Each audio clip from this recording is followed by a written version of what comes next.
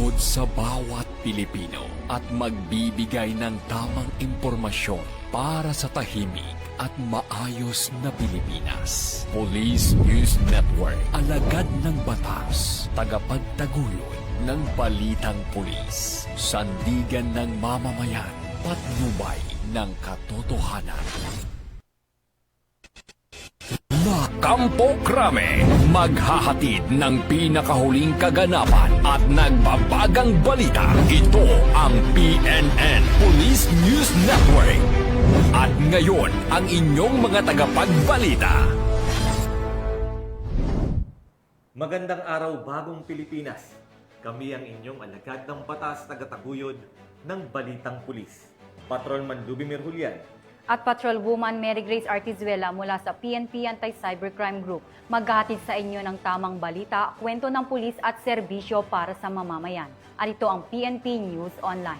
Ang pangunahing balita ng Police News Network, alagad ng batas, tagataguyod ng Balitang Pulis.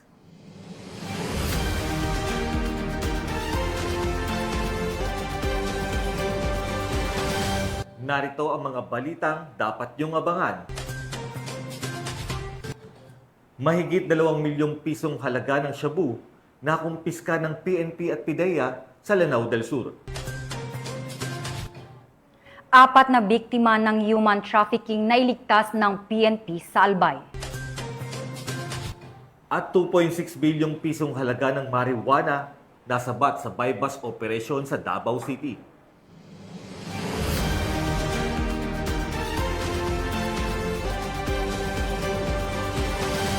Narito ang mga balitang hatid ng ating PNN correspondents mula sa iba't ibang panig ng bansa.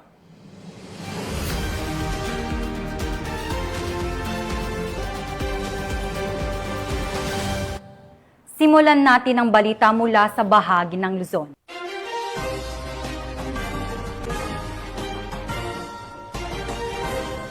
Mabilis na rumisponde ang mga tauhan ng Tarlac PNP at mga rescuers patapos tangayin ng malakas na agos ng tubig sa Tarlac River Irrigation ang 2 menor de edad sa Sitio Pangulo, Barangay Karangyaan, Tarlac City.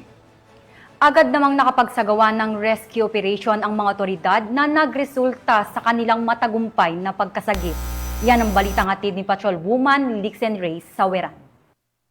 Matapos ang mabilis na responde sa Barangay San Antonio, pasado alas 12:50 ng madaling araw, hininganga ang suspect na sina alias Melvin, 25 anyos, at alias Angelo, 23 anyos. Isang makapigilin ng operasyon ng kabayanihan ang isinagawa ng mga kapulisan at mga rescuers sa Tarlac matapos na mailigtas ang 2 menor de edad na tinangay ng malakas na agos ng tubig sa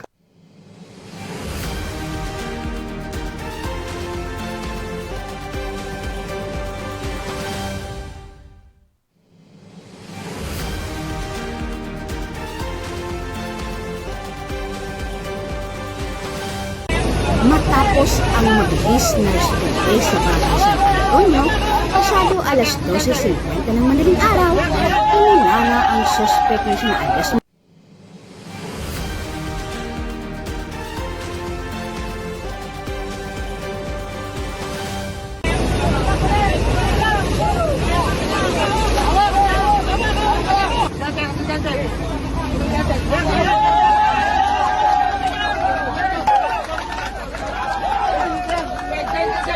Isang makapigilin ng operasyon ng kabayanihan ang isinagawa ng mga kapulisan at mga rescuers sa Tarlac matapos na mailigtas ang 2 menor de edad na tinangay ng malakas na agos ng tubig sa Tarlac River Irrigation sa Sitio Pangulo, Barangay Karangyaan, Tarlac City. Pinangunahan ng Tarlac Police Provincial Office sa pamumuno ni Police Colonel Franklin P. Estoro, Provincial Director, ang agarang search and rescue operation, katuwang ang City at Provincial Disaster Risk Reduction and Management Office, City Public Order and Safety Office, Bureau of Fire Protection, mga rescue divers mula sa Philippine Coast Guard Pampanga Station at Barangay Peacekeeping Action Team ng Tarlac City. Kinilala ang mga nasagip na biktima sa alias na Johnson at Kenvin, kapwa 13 anyos at residente ng lungsod. Batay sa investigasyon, huling nakita ang dalawa dakong alas 2 ng hapon habang tinatawid ang ilog nang bigla silang matangay ng malakas na agos at tuluyang mawala sa paningin. Matapos ang halos 24 oras na masusing operasyon, natagpuan ang dalawang bata na buhay at ligtas. Patunay ang insidenteng ito ng tapang at pagkakaisang alay sa serbisyo. Samantala, muling nagpapaalala ang mga otoridad sa publiko na umiwas muna sa pagtawid sa ilog, lalo na kapag malakas ang agos upang maiwasan ang kapahamakan. Mula dito sa Police Regional Office 3, ako ang inyong PNN Correspondent, Patrolwoman Lixen Reyes A. Saweran, alagad ng batas, tagataguyod ng Balitang Pulis.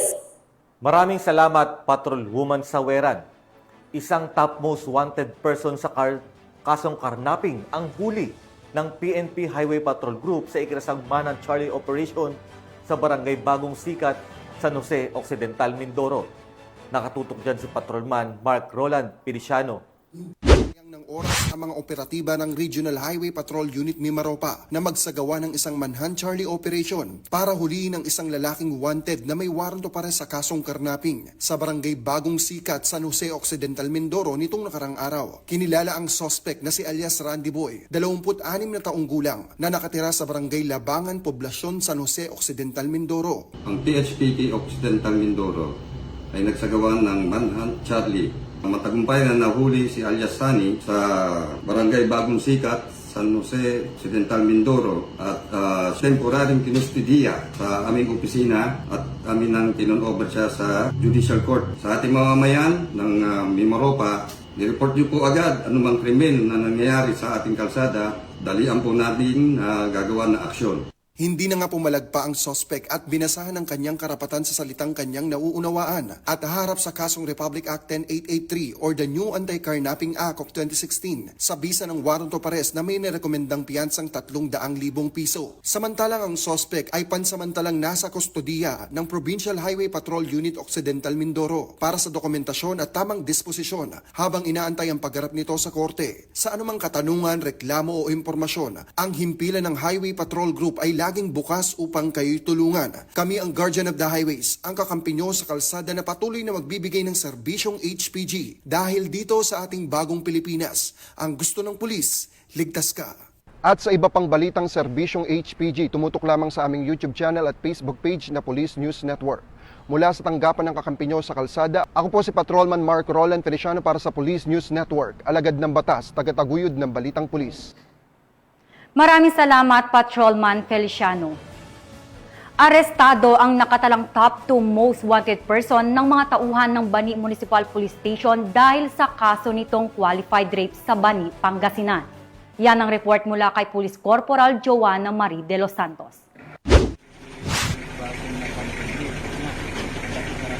Arestado ng mga operatiba ng Bani Municipal Police Station ang top 2 most wanted person sa kanilang ikinasang manhunt operation sa Barangay Ambabaay, Bani, Pangasinan. Kinilala ni Police Major Dennis B. Cabigat, officer in charge ng naturang istasyon, ang suspect sa alias Jinggoy, 38 anyos, may asawa, walang trabaho at residente ng nasabing barangay.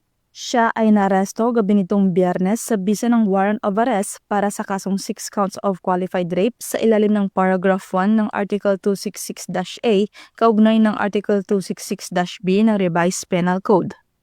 Ang nasabing warrant ay inisyu noong Agosto 19 taong kasalukuyan ni Honorable Dominico Acosta Sanchez, presiding judge ng RTC Branch 55 sa Alaminos City, Pangasinan na walang rekomendadong piyansa. Kabilang ang suspect sa target intelligence packet ng PNP dahilan upang mas paigtingin ng mga otoridad ang pagsubaybay at operasyon laban sa kanya. Matapos mahuli, dinala ang suspect sa Bolinao Community Hospital para sa medikal na eksaminasyon at pagkatapos ay inilipat sa istasyon ng pulisya para sa tamang disposisyon.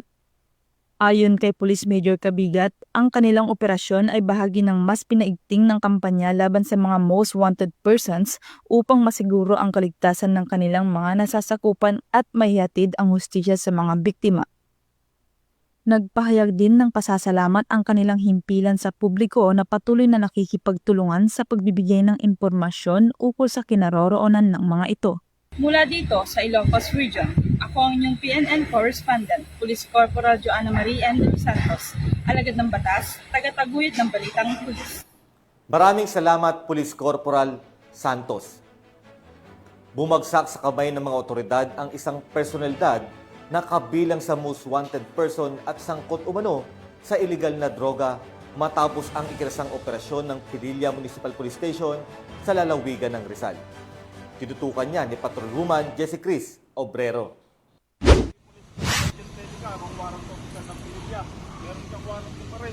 Isang pinaghahanap na personalidad sa rehiyon ang naaresto sa ikinasang operasyon ng kapulisan ng Pililla Rizal sa Barangay Bagumbayan, Pililla Rizal.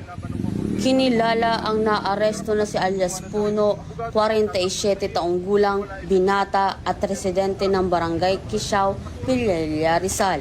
Ang pagka-aresto ay isinagawa ng tracker team ng Pililla Municipal Police Station katuwang ang PIT Rizal at Regional Intelligence Unit 4A.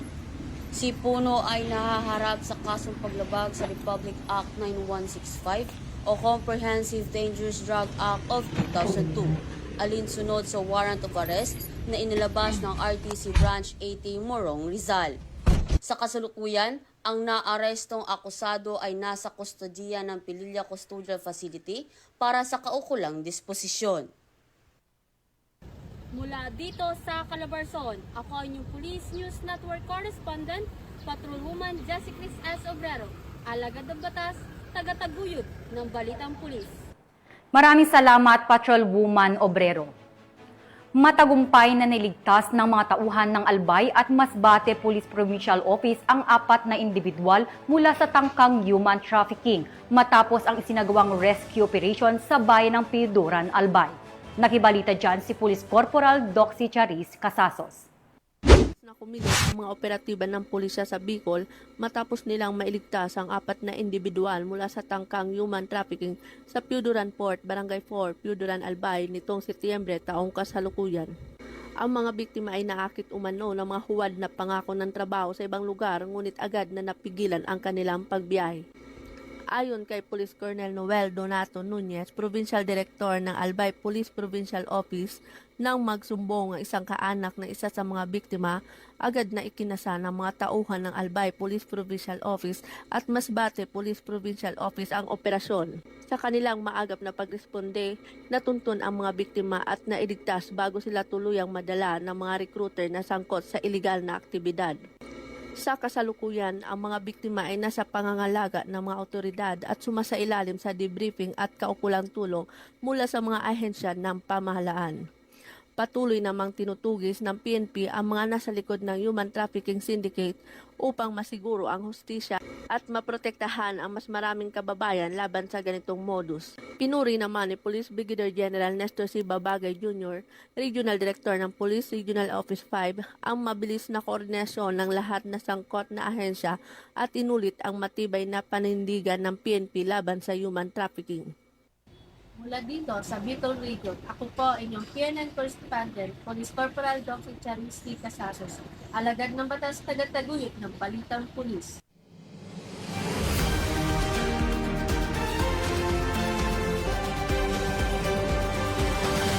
Samantala, para naman sa ating weather updates ngayong araw, asahan po natin ang pangkalahatang maaliwalas na panahon sa Luzon ngayong Lunes, habang posibleng makaranas ng maulap na kalangitan at mga pag-ulan ang ilang bahagi ng Visayas at Mindanao dulot ng easteries ayon sa Pag-asa. Paliwanag ng Pag-asa, ang easterlies o hanging nagmumula sa Pacific Ocean ang kasalukuyang nakakaapekto sa Southern Luzon, Visayas at Mindanao. Pinapayuhan naman ng mga residente sa Visayas at Mindanao na maghanda laban sa mga posibleng pag-ulan at thunderstorm dulot ng nasabing weather system. At tunghayan naman natin ang mga balita mula sa Visayas.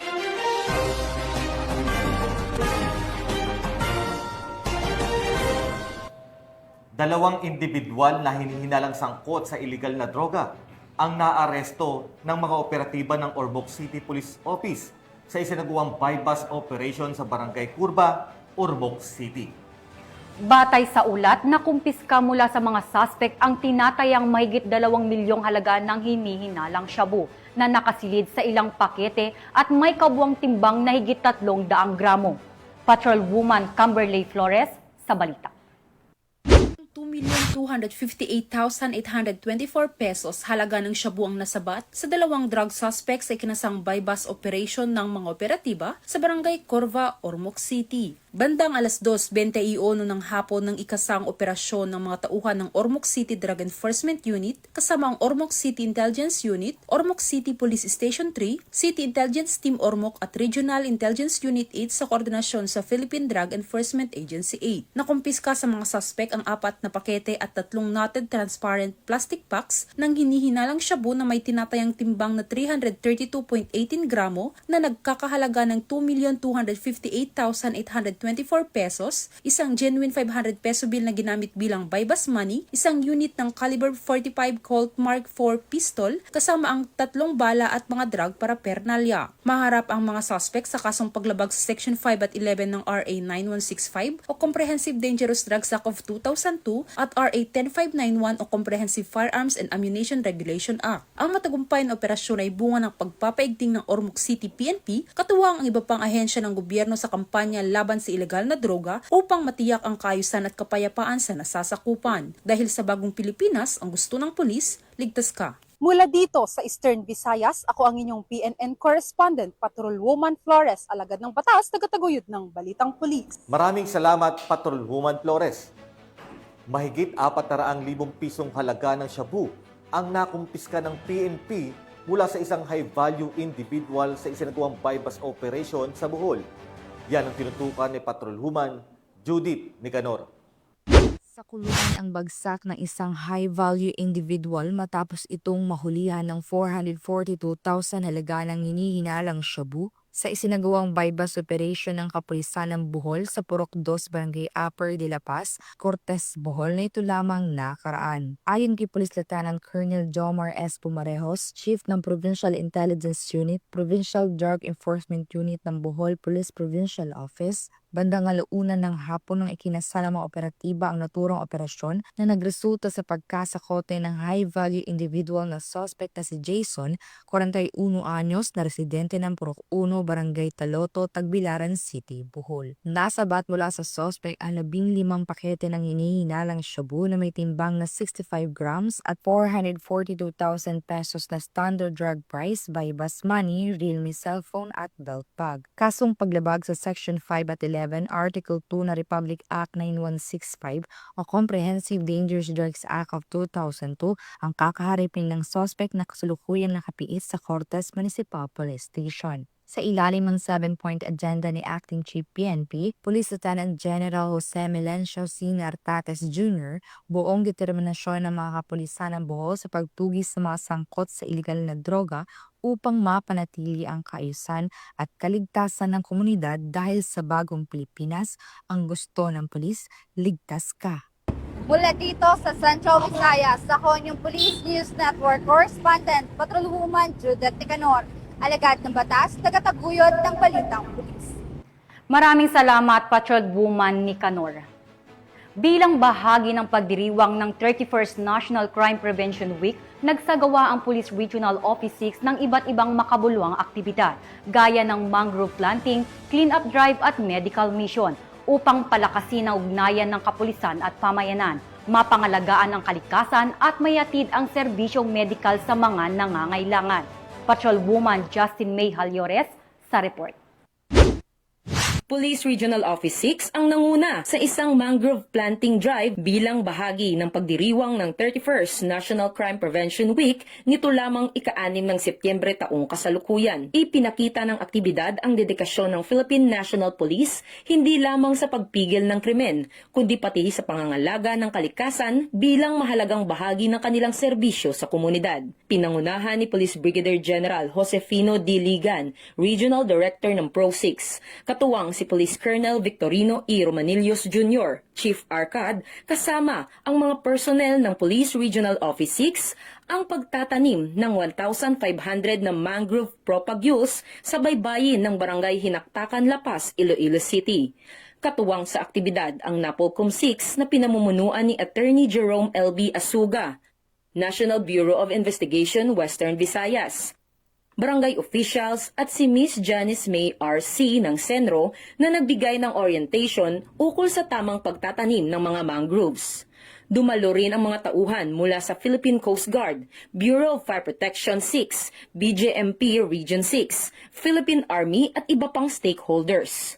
Binigyang diin ni Police Brigadier General Ligan na ang pangangalaga sa kalikasan ay mahalagang bahagi ng mandato ng PNP upang mapanatili ang kaligtasan ng komunidad.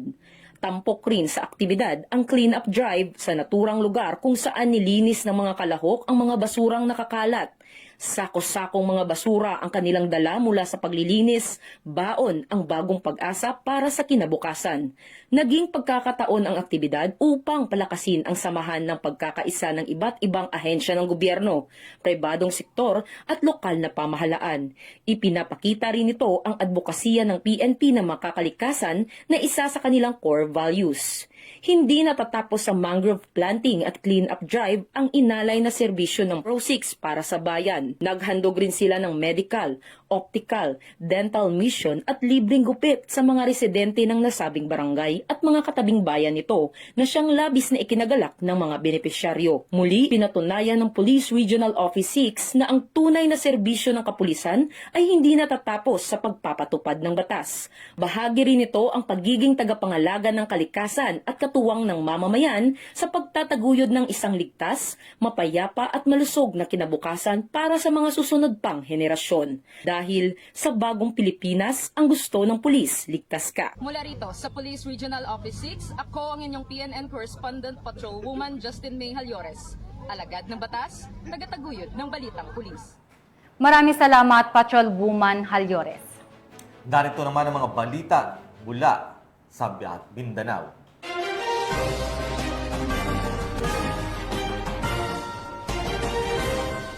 Tinatayang 2.7 milyong pisong halaga ng hinihinalang shabu ang nakumpiska mula sa isang suspect sa ikinasang buy-bust operation na pinagsanib na puwersa ng PNP at PDEA BARM sa Lanao del Sur.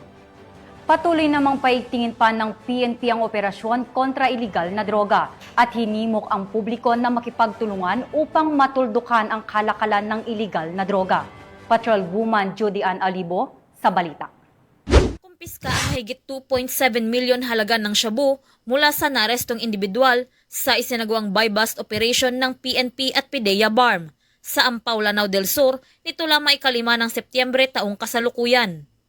Kinilala ni Police Captain Khalid Murohom Balt, Acting Chief of Police ng Bacolod, Calawi MPS, ang suspect na si alias Bong, na sa hustong gulang.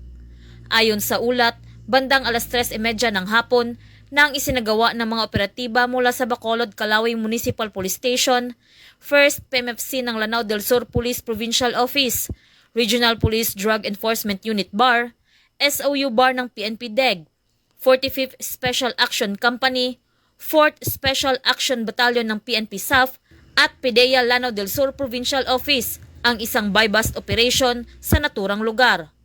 Ang operasyon ay nauwi sa isang armadong engkwentro kung saan nagtamo ng sugat ang suspect. Nakuha mula sa suspect ang tinatayang 406.9 gramo ng hinihinalang shabu na nagkakalagang 2,766,920 pesos, buy-bust money, isang caliber 9mm pistol na may 10 bala, 6 na fired cartridges mula sa parehong baril, at iba pang non-drug items. Nasa kustodiya na ng Bacolod, Calawi MPS ang suspect kasama ang mga nakumpiskang ebidensya at posibleng mahaharap sa kasong Republic Act 9165 o ang Comprehensive Dangerous Drugs Act of 2002. Tinitiyak ng PNP sa publiko na ipagpapatuloy nito ang walang tigil na kampanya laban sa iligal na droga habang pinangangalagaan ang karapatan at buhay ng bawat mamamayan. Mula rito sa riyon ng Bangsamoro, ako ang inyong PNN Correspondent, Patrolwoman Judy Ann Alibo, alagad ng batas, tagataguyod ng balitang pulis. Maraming salamat, Patrolwoman Alibo. Hawak na ng mga otoridad ang nakatalang top 1 most wanted person, municipal level, matapos itong maaresto dahil sa kaso nitong homicide sa Zamboanga del Norte. Magbabalita dyan si Patrolwoman Joyce Franco.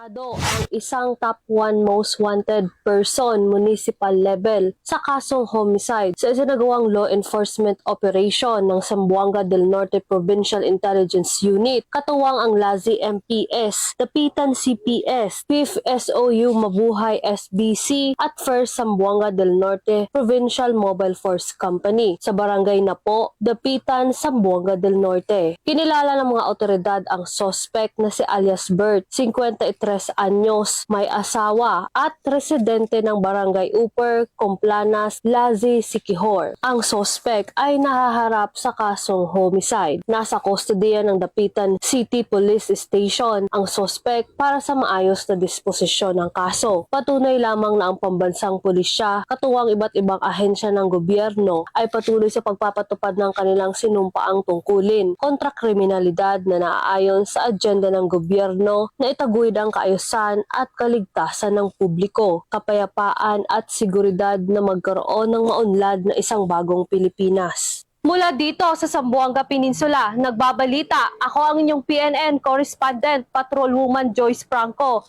alagad ng batas, tagataguyod ng balitang pulis. Maraming salamat, Patrolwoman Franco. Aabot sa 2.6 milyong pisong halaga ng pinatuyong dahon ng marijuana ang nasamsam mula sa isang individual sa ikinasang buy-bust operation ng mga otoridad sa Davao City.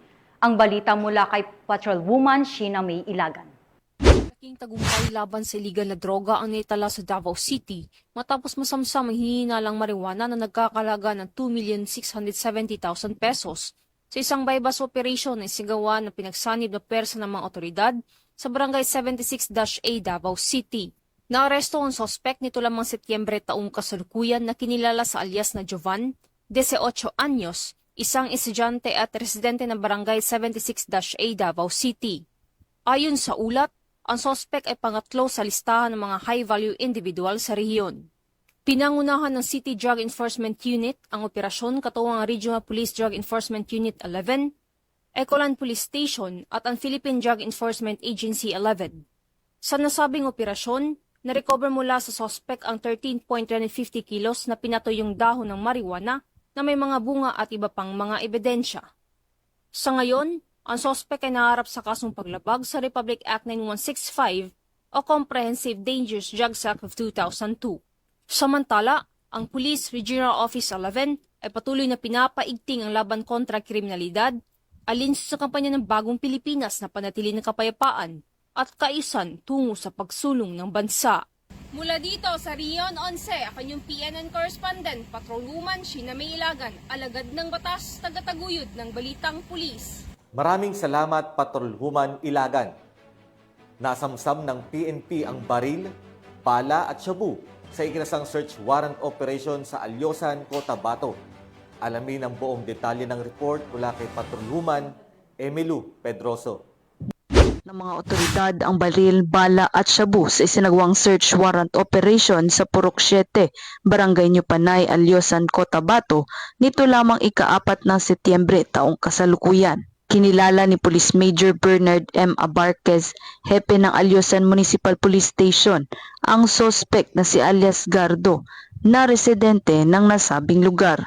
Ang operasyon na isinagawa sa pagkikipagtulungan ng Alyosan Municipal Police Station, 2nd Provincial Mobile Force Company at Regional Intelligence Division Tracker Team Echo, bandang alas 8:30 ng umaga sa pamamahay mismo ng suspect kung saan na-recover ang isang unit ng improvised 12-gauge shotgun na may 4 na bala, 2 kalibre 45 na buhay na bala, 7 bala ng kaliber 9mm at 15 piraso ng heat-sealed transparent plastic sachet na naglalaman ng pinaghihinalaang shabu na nagkakahalaga sa tinatayang 34,000 piso. Kasalukuyang ang sospek ay nasa kustodiyan ng Alyosan Municipal Police Station habang ang mga dokumento at ebidensya ay inihahanda para sa formal na pagsasampa ng kaso sa korte dahil sa paglabag sa RA 10591 o Comprehensive Firearms and Ammunition Regulation Act at Republic Act 9165 o Comprehensive Dangerous Drugs Act of 2002. Ang operasyon na ito ay patunay ng matatag na pagkakaisa ng Police Regional Office 12 na panatilihin ang batas at tiyakin ang kaligtasan at seguridad ng komunidad sa pamamagitan ng pagpapalakas ng mga pagsisikap laban sa mga iligal na baril at mga aktibidad na may kaugnayan sa droga. Mula dito sa Police Regional Office 12, General Santos City, ako inyong Police News Correspondent, Patrolwoman Emilio F. Pedroso, alagad ng batas, tagataguyod ng Balitang Pulis. Maraming salamat, Patrolwoman Pedroso. At yan ang mga balitang nakalap ng ating PNN correspondents mula Luzon, Visayas at Mindanao. At bago po tayo magtapos ngayong araw, gusto lang natin batiin ang National Police Commission o NAPOLCOM na nagdiriwang ng kanilang ika-59 na anibersaryo. Sa loob ng halos 6 na dekada, katuwang natin ang NAPOLCOM sa pagpapanatili ng tiwala ng taong bayan sa kapulisan para masiguro ng ang PNP ay laging profesional, tapat at nakatuon sa serbisyo. Kaya mula sa amin dito sa Police News Network, isang mainit na pagbati. Happy 59th anniversary, NAPOLCOM. Mabuhay po kayo. Isang paalala rin po mula sa PNP Anti-Cybercrime Group. Alam naman natin na pagpasok ng bare months, dumarami rin ang mga modus at krimen lalo na online. Kaya mag-ingat po tayo sa iba't ibang klase ng online scam. Huwag basta-basta magtitiwala sa mga kahinahinalang alok at siguraduhin po natin bago magpadala ng pera o impormasyon. Kung kayo po ay mabiktima, huwag mahiyang magsumbong sa pinakamalapit na impilan ng pulisya o direkta sa PNP-ACG. At syempre, hindi po matatapos ang araw na ito kung hindi po namin babatiin ang aming Deputy Director for Operations na si Police Colonel Adonis Guzman. Sir, happy birthday po! Ingat po kayo palagi at God bless po. At sa ngalan po ng pamunuan ng Philippine National Police, sa pangunguna ni Acting Chief PNP, Police Lieutenant General Jose Melencio Nartates Jr. at sa pamumuno ni President Ferdinand Bongbong Marcos Jr., kami ay maglilingkod sa bawat Pilipino at magbibigay ng tama at balanseng balita. Mula rito sa tanggapan ng tagapag-ugnay ng pambansang pulisya, kami ang inyong alagad ng batas, tagataguyod ng Balitang Pulis. Ako po si Patrolman Luby Merulian. At Patrolwoman Mary Grace Artizuela mula sa PNP Anti-Cybercrime Group. Maghahatid ng tamang balita, kwento ng pulis at serbisyo para sa mamamayan. At ito ang PNP News Online. Ang pangunahing balita ng Police News Network.